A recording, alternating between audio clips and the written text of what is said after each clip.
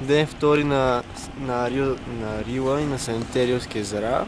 В момента тръгваме за Хиджи Иван Вазов и днес ще направо ще размазваци, защото вчера дойдохме до тук с лифт и се мотахме 5 часа по берите с малки ранички, за разлика от сега, като трябва да аз да нося и тази чантата.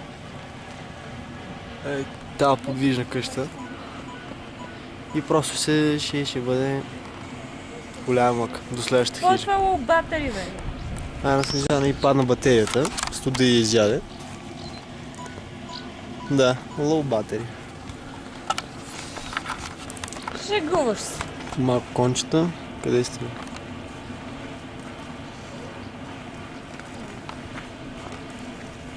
Такова още малко кончета. И хората си идват... топло, бе. И хората си идват на Седемте Рилски да ги разгледат за по един следобед и да се прибират.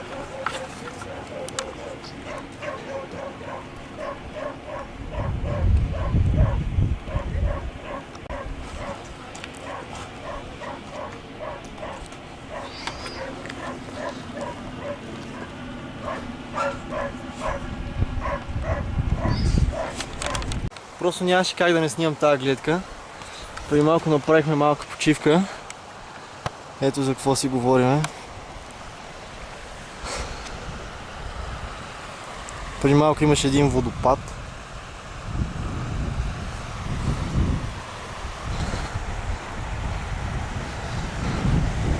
И сега продължаваме по неизвестен път да катериме и се надяваме да стигнем. Вчера бяхме там, слезохме надолу, отидохме до тази камара сняг и се върнахме. А днеска минаваме от другата страна. Това между другото е езерото Близнаците. И просто ми се иска да се фърля да плувам, ама жалко, че много жалко, че просто не се забранено къпането. Или поне така пише на някои табели, де. Просто след някакъв такъв преход се меташ във водата и живота. След един час ходене стигнахме до един камък и в момента си почиваме. Една добра техника, която тази ме посъветва за изобщо като носиш тежка чанта като мене, е да вземеш и то колан, де ти през кръста, не знам. Вижда ли се, бе? Чакай, че аз не виждам. Да, и то колан. Да го стегнеш просто. Над кокалите. Да, точно над кокалите. И той ти обира леко тежестта така. Да лежи товара големия там, да балансираш отгоре с раменете. Да балансираш отгоре само раниците с раменете и се получава, да ви кажа. А друго добро нещо, което облегчава болки в така и така нататък, ако нямате заводски сложен ремък, да си вземете на въженце да го вържите от тук до тук. Между двете през рамки на въженце. Ще стегне малко гръдния кош, обаче пък ще позволи да се диши с корема по-свободно. Правят живота по-леки, иначе стигнахме до една поляна, мязаща точно на десктопа на Windows Default. И бъбрика. Да, между какво? Между близнаците и бъбрика? Между близнака и бъбрика. Да, тук близнака, бъбрика някъде. Там една ръкичка. Къде е бъбрика? Трябва да е там горе. Ако не се лъжа. Или там горе. И да така. Ей, този човек тък му премина между брода, да. Ама кучето му нещо се прави на ударено и седи зад него. Явно не му се обикалял. Ама кучето ще се наложи да обиколи. И така. Човека все пак реши да отиде да си вземе кучето.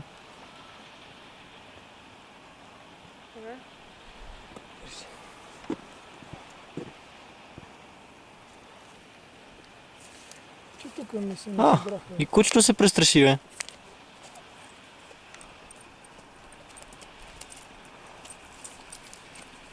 Като видя човека, че е там, се престраши много ясно.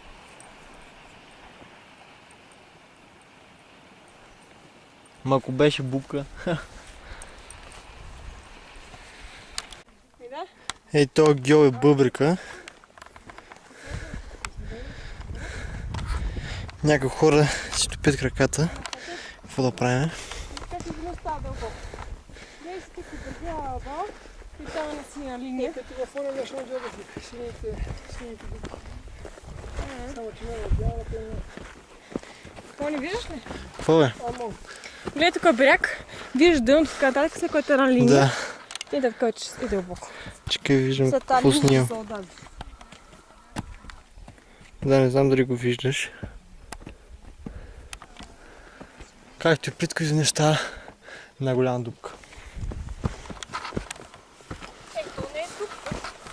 Какво е? То се вижда нататък, виж. Там може би има още няколко камъчета. Обаче като го гледаш примерно по-ниско и се струва, че се е една синя линия. То И пак от е по-високо се по-полегат. вижда. То пак е по-полегат. след това започва да става рязко надолу.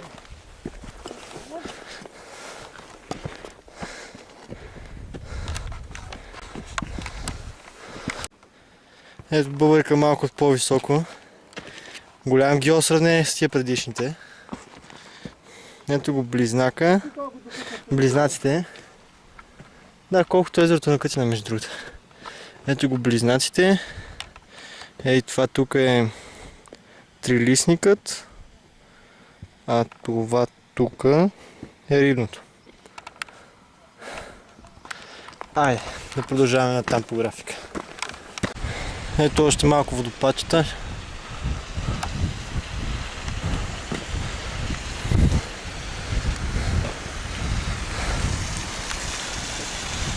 Още.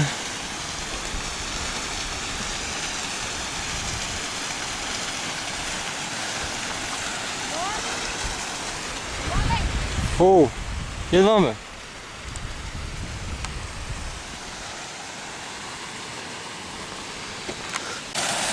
Ето един водопад по-отблизо. Водопада, вода, колко да е по водопад.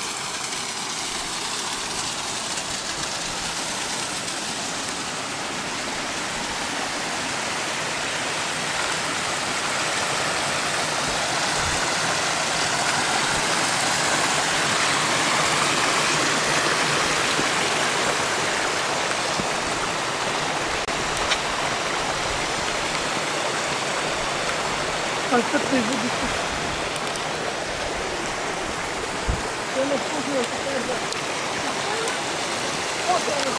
Ето водопада от друга гледна точка.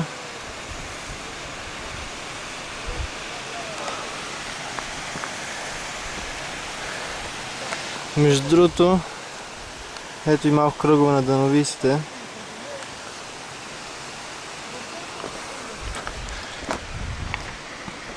Навсякъде се виждате такива пирамидки. Голяма забава е да си правиш пирамиди.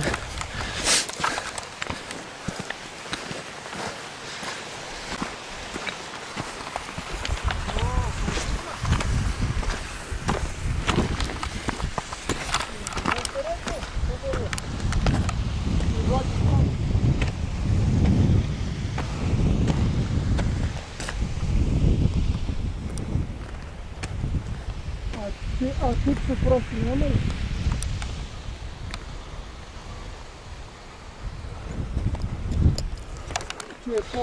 И ето още един от надписите на дъновистите. Само да видя къде е.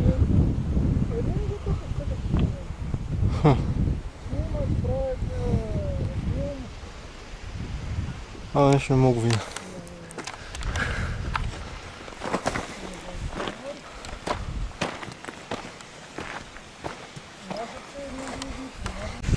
Изкачихме поредния бояр. Ето гледката отгоре е просто жестока. Да, малко подухва ветрец.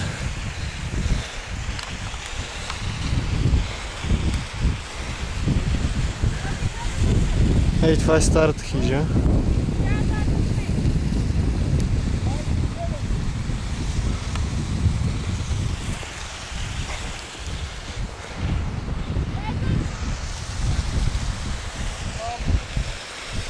Що ли си мисли, че за този бояр ще бъде следващото езеро?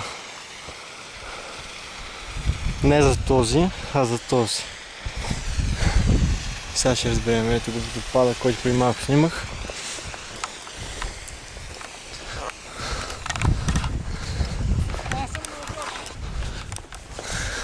Имаме вече информация, че това е следващия гьол, окото. Я да видим.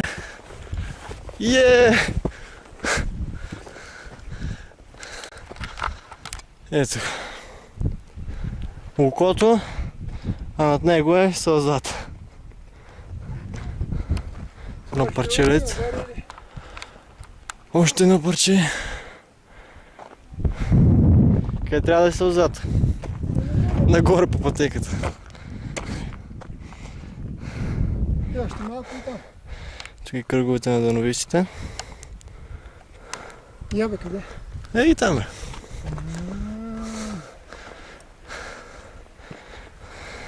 О, тогава за май са 4 кръгове. Един много отвън. Един много отвън.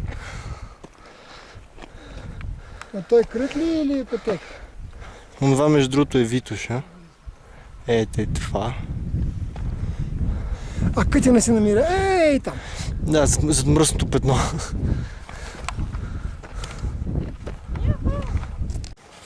Как си вървиш по чукарите до окото и се разхождаш, си почиваш и изведнъж си скача пред теб това. Я погледи малко нагоре. Кажи, Малко натам, че да се вижда слънце. чакай, че в момента гледам така Чудесно. и ме снимат оттам. С готов ли съм? Не, тая стойка не я хвана. Коя тая ли? Тая.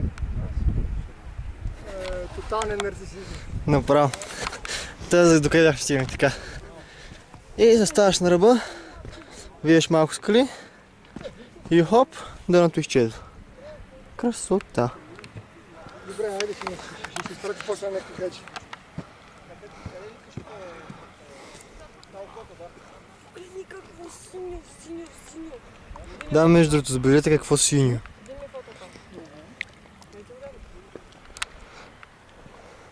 Не мога не храня с горе да се пече.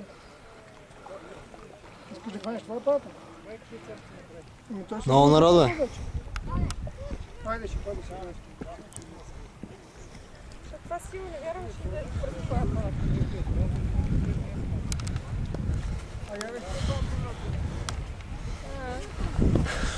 Принципно от тук е шортката за Иван Вазов, където ще ходиме. Но все пак ще отидем до сълзата, от тук нагоре. Предполагам горе е гьола. И оттам ще ходим. Абе, как се казваш, някакъв разклон ли? Какво беше това? Разклон. Бе, до разклона ще ходим. Някакво специфично място. И оттам ще тръгнем по малко така по-заобиколен път към Иван Вазов. А пък за утре просто наистина какъв преход ще направим.